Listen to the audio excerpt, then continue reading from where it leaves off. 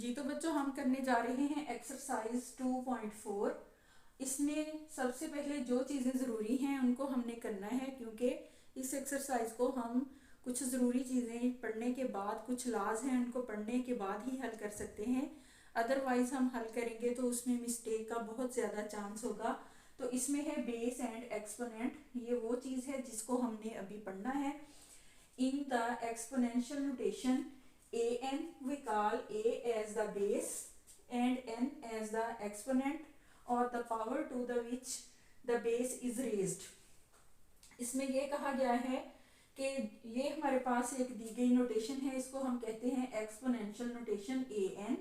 इसमें a जो है हमारे पास जिसके ऊपर पावर लगी हुई है वो बेस है, और जो पावर लगी हुई है वो है एक्सपोनेंट।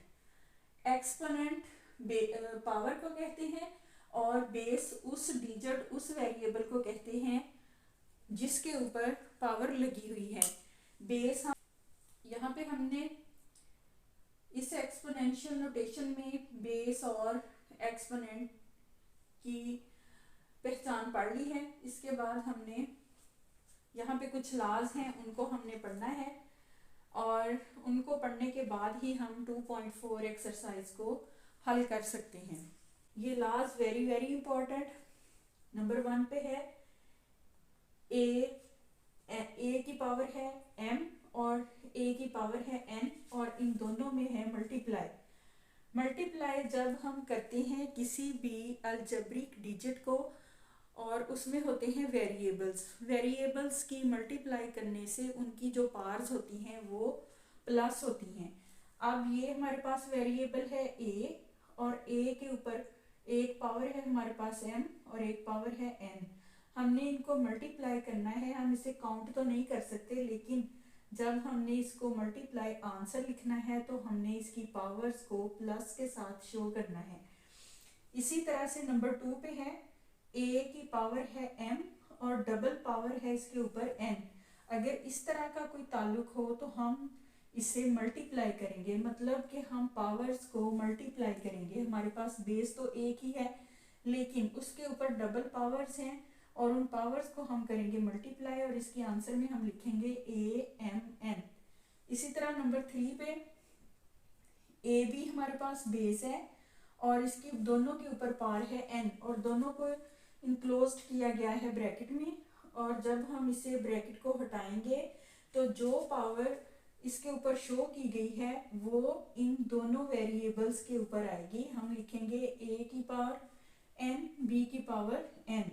इसी तरह से नंबर 4 पे है a डिवाइडेड बाय b।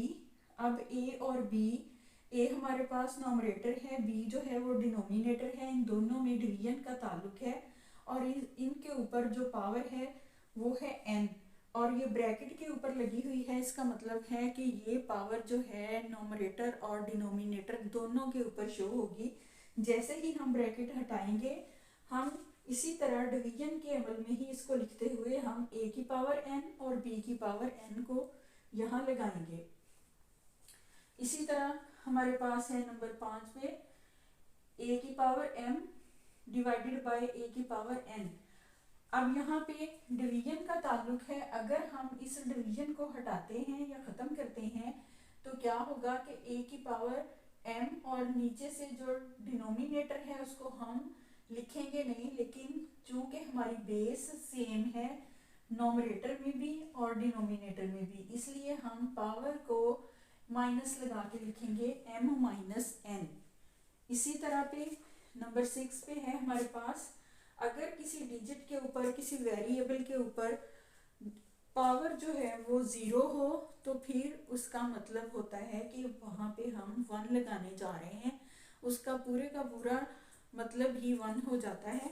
उसके बाद है नंबर 7, इसमें है a की पावर माइनस n।